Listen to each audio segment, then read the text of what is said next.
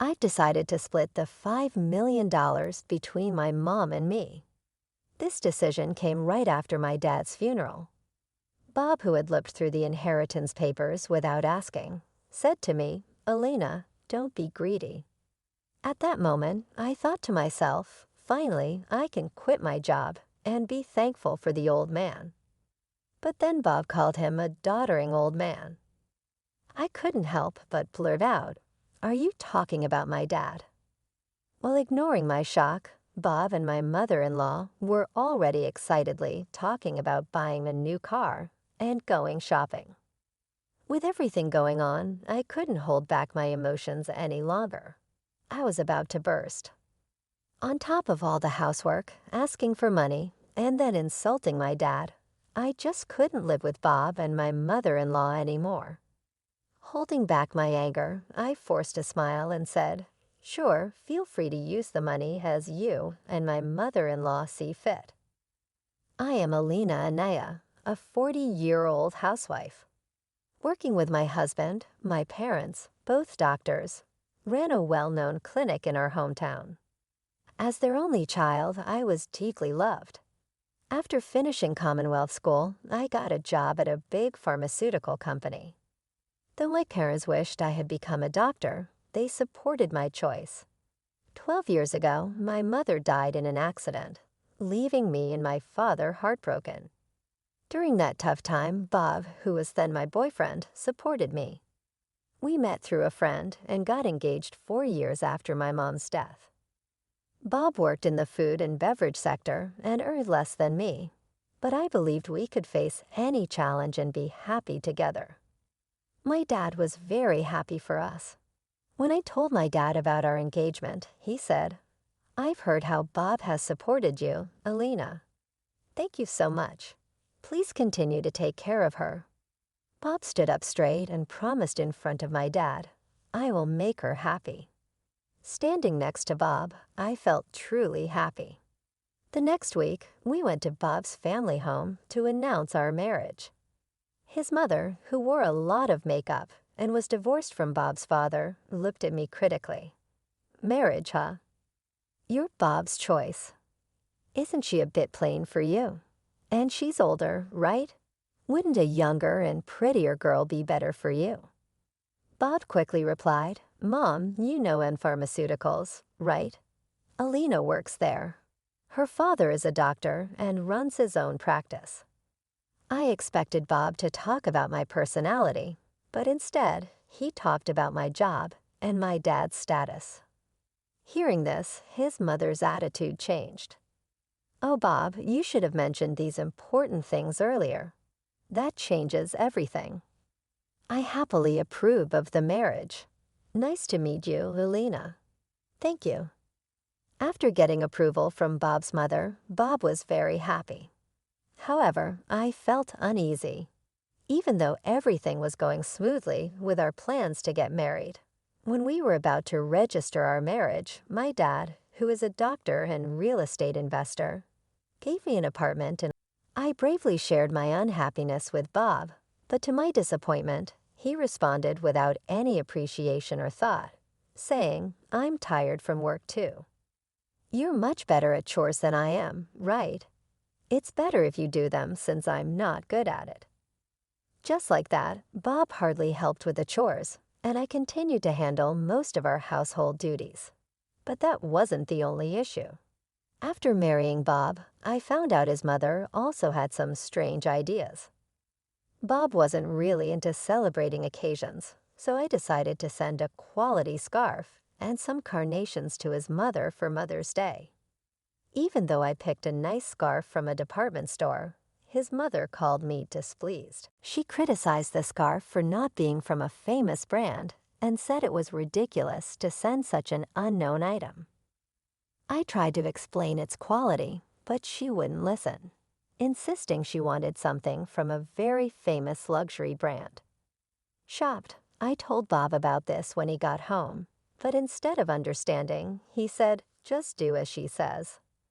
Bob didn't support me, and from then on, we started giving his mother cash as she demanded. Moreover, by our 7th year of marriage, she began visiting our home frequently, always finding reasons to ask for money. Bob would always smile and give money to his mother without any complaints. Even though I had a job, Bob's income was small, making our daily life just barely manageable. Out of desperation, I had to dip into our savings to cut living expenses. Despite my frustrations, I knew Bob cherished his mother, and she had supported me during tough times. She was the mother of someone important to me, and with that thought, I endured. Now, in our 10 years of marriage, I continue to handle all the household chores and keep giving money to my mother-in-law. One day, during this routine, my father, whom I hadn't seen in a while, unexpectedly called me. The story he shared during our rare meeting was shockingly unexpected.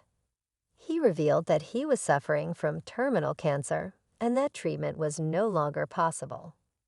Overwhelmed with shock, tears spilled from my eyes. My father gently stroked my head, just as he did when I was a child, saying, "Alina, this is fate. Let's accept it quietly." I asked my dad why he even had to go through this. My days became a constant balancing act of work, household duties, and now visits to my father's hospital. While my job was somewhat flexible, managing the house was tough. When I told Bob I would be taking care of my father, he didn't react or offer to help. "It's tough with your father's sudden illness. Please do your best," was all Bob said. He only visited my father in the hospital once. I was so busy taking care of my father that I didn't have time for Bob. If I had time to worry about Bob, I wanted to prioritize my father. One day, as my father lay in his hospital bed, he suddenly asked, "Elena, how is your marriage with Bob going?" Caught off guard, I thought about Bob's attitude at home and his mother's behavior. I couldn't answer properly. Seeing my hesitation, my father seemed to understand and told me, "Elena, you don't have to endure this. Think about your happiness. Don't worry, you won't have any hardships after I'm gone." I couldn't hold back my tears, and my father silently and firmly held my hand. 5 months later, the inevitable happened. My father passed away quietly, engulfed in immense sorrow. I started arranging the funeral. Bob showed no interest in my grief and didn't help with any of the preparations. Despite this, I was too busy with the funeral arrangements to pay much attention to Bob. Many friends and acquaintances attended my father's funeral, making it a heartfelt farewell. Even the indifferent Bob and his mother attended. The day after the funeral, I received a call from a lawyer about my father's inheritance. I arranged a meeting with the lawyer and listened to the explanation. The information was all new and quite surprising. After deducting taxes like inheritance tax, my father's estate amounted to over $5 million. He had not only earned income as a doctor, but also made real estate investments, leaving behind such a vast fortune, all of it to be inherited by me, his only daughter. Wrapped in surprise and gratitude, yet trembling at the thought of handling such a huge amount of money, I proceeded with the inheritance process. After returning home, I laid out the documents I got from the lawyer on my desk and started reading them. I was so tired that I ended up dozing off on the sofa for a bit. When I woke up, I heard Bob and his mother talking happily in the distance. Bob and Mom too. "When did you come?" I asked as I got up. Bob came over with a big smile and said, "Yes, Alina, well done," confused by his sudden excitement. I noticed the inheritance papers in Bob's hand. "Wait, don't just read those without asking." I was shocked and upset that Bob had looked through the documents without permission. I raised my voice at him, but my mother-in-law, not bothered at all, happily chimed in, "Wow, an inheritance of $5 million. Isn't that amazing? Now we can live comfortably for the rest of our lives." Confused, I couldn't understand why she would say that so suddenly. Then Bob turned serious and continued, "By the way, about this $5 million. I've decided it will be split between me and my mom. It was right after my father's funeral, Bob. Having looked at the documents related to the inheritance I was supposed to receive without permission, said to me, Elena, don't be too greedy. Oh, now I can finally quit my job. I have to thank that doddering old man you are talking about, my dad, I accidentally said out loud. Well, anyway, let's proceed with the inheritance process and get the money into our joint account as soon as possible. Bob said, ignoring my confusion at that moment. Bob and my mother-in-law were excitedly talking about buying a new car and shopping. I couldn't hold back my emotions any longer. I was on the verge of exploding, being burdened with household chores, asked for money, and to top it off they insulted my father while holding back my anger. I replied with a forced smile, sure, use the money, you and my mother-in-law. As you wish. Hearing this, my mother-in-law, seemingly satisfied, cheerfully said, that's the spirit. Alina is quick to agree now. Make sure you work hard and earn money. I don't want our savings to go down, so work hard, she said. I just nodded and pretended to listen to her selfish words. After that, Bob and my mother-in-law started spending money like crazy. Bob quit his job quickly, and my mother-in-law practically moved in with us, staying at our house all the time. They would leave in the morning and come back with expensive brand items. The 5-star restaurant we went to today wasn't as great as I expected, yes. It was a bit disappointing for us, the sophisticated ones, they would say, acting like they were rich celebrities and dumping all the housework on me. As if I were a maid, Bob seemed to think my father's inheritance would be available right away. He carelessly withdrew money from our jointed account, and my savings of $300,000 dwindled rapidly. When I complained about their excessive spending, Bob just laughed it off, saying, what are you talking about? Isn't $5 million coming soon? Then this kind of spending is no big deal. I warned him I had already stopped it, but Bob completely ignored me. Then a month later, Bob and my mother-in-law suddenly left for a trip to Bermuda. I wasn't invited and was left alone at home. After seeing them off, I decided to take action. About a week later, while I was relaxing at home, I heard a loud knock on the door, wondering what was happening. I glanced at the intercom monitor and saw Bob and my mother-in-law, both dressed in aloha shirts, standing at the front door. What do you want?" I asked calmly and coldly with anger.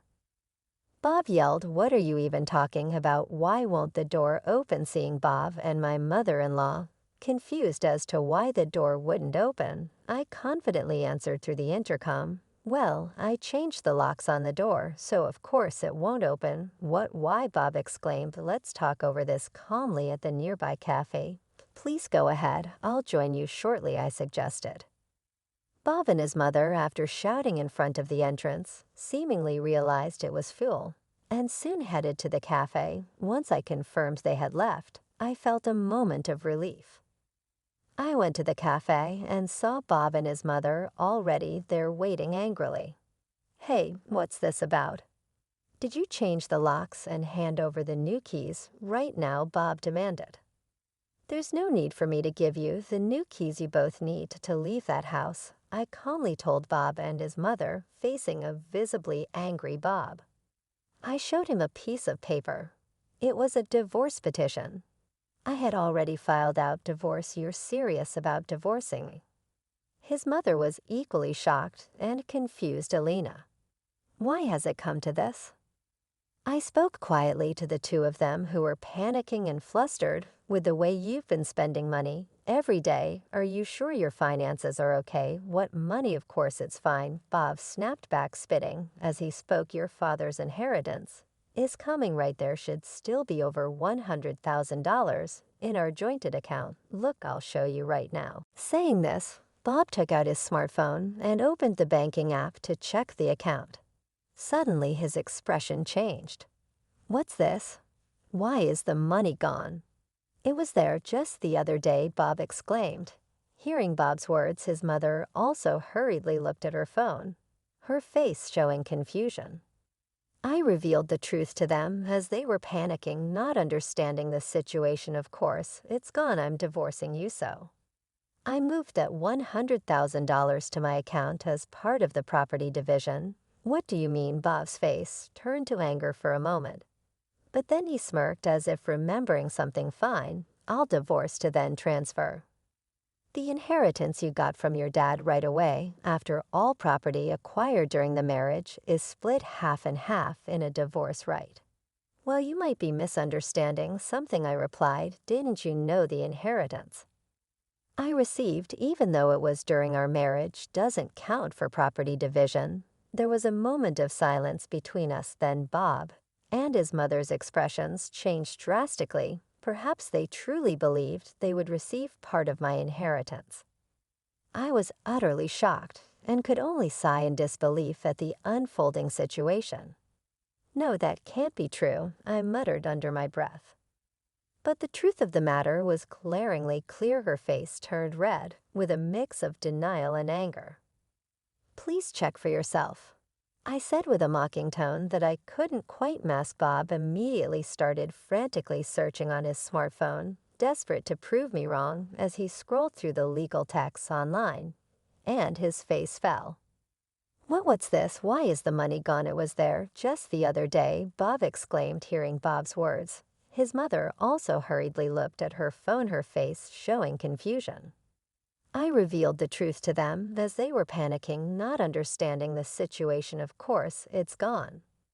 I'm divorcing you, so I moved that $100,000 to my account as part of the property division. What do you mean? Bob's face turned to anger for a moment. But then he smirked as if remembering something. Fine, I'll divorce to then transfer. The inheritance you got from your dad right away, after all property acquired during the marriage, is split half and half in a divorce right. Well, you might be misunderstanding something, I replied. Didn't you know the inheritance I received, even though it was during our marriage, doesn't count for property division? There was a moment of silence between us. Then Bob and his mother's expressions changed drastically. Perhaps they truly believed they would receive part of my inheritance. I was utterly shocked and could only sigh in disbelief at the unfolding situation. No, that can't be true, I muttered under my breath. But the truth of the matter was glaringly clear. Her face turned red with a mix of denial and anger. Please check for yourself, I said with a mocking tone that I couldn't quite mask. Bob immediately started frantically searching on his smartphone, desperate to prove me wrong. As he scrolled through the legal texts online, his face fell. It says here that property inherited by one spouse from a parent is considered separate property. Therefore, it's not subject to division and can't be split between the spouses. His voice was tinged with disbelief.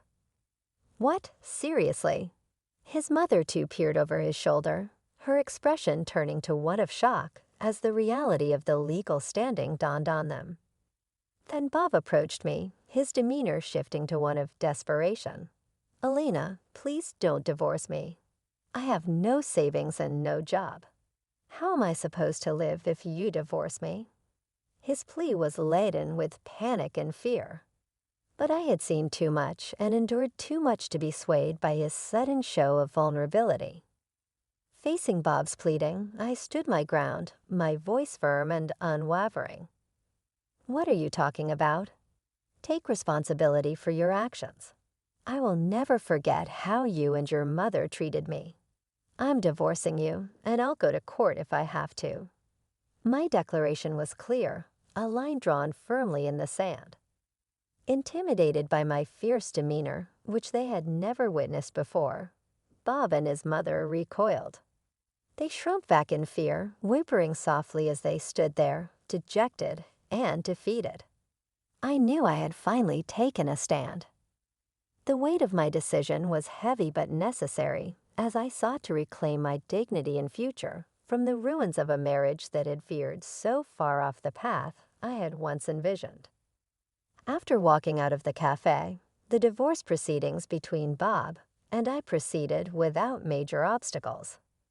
The $100,000 I had shifted from our joint account was acknowledged as part of the division of our marital assets. Over time, I managed to legally compel Bob and his mother to vacate my house.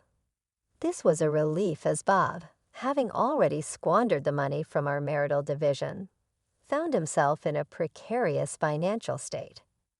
He was penniless and increasingly overwhelmed with a mountain of bills, stemming from lavish expenditures on their overseas trip and various other expenses charged to his credit cards. As Bob's financial troubles escalated, he sank deeper into debt. Both he and his mother were forced to take on additional loans just to keep up with their mounting bills. Eventually, they moved into a rundown apartment, a stark departure from their previous luxurious lifestyle. They now find themselves working exhaustively every day to manage their debts, a situation that has been a profound and shocking adjustment for both. Meanwhile, I took decisive steps to move forward with my life. I sold the condo that I once shared with Bob, a place full of mixed memories, and moved into the apartment that had belonged to my late father. This move was not just a change of scenery. It was a step towards reclaiming my independence and starting afresh on my own terms. In this new chapter of my life, I continued my work as before, maintaining the same job that had always given me a sense of stability and purpose. However, with the inheritance I received from my father, my financial situation became significantly more comfortable. This financial security has allowed me to live without the constant stress of monetary concerns that once plagued my marriage with Bob. Living in my father's apartment has brought a new sense of peace and continuity to my life. Every day, I wake up with a heart full of gratitude for the man who not only raised me with love, but also ensured that I would be secure after he was gone. This gratitude has inspired me to approach life with a renewed sense of purpose and determination. With the lessons learned from my troubled marriage, I am now more committed than ever to protecting my happiness and well-being. I've come to realize the importance of being surrounded by people who support and uplift me, rather than those who seek to take advantage. As I move forward, I am determined to cherish and make the most out of every moment, focusing on personal growth and happiness. As the days pass, I find myself more at ease, enjoying a life that is not just about survival, but about thriving. My days are spent peacefully indulging in small joys and planning for a future that I now look forward to with optimism and excitement. The stark contrast between my life now and the life I shared with Bob serves as a constant reminder of how far I've come and how much I've achieved on my own.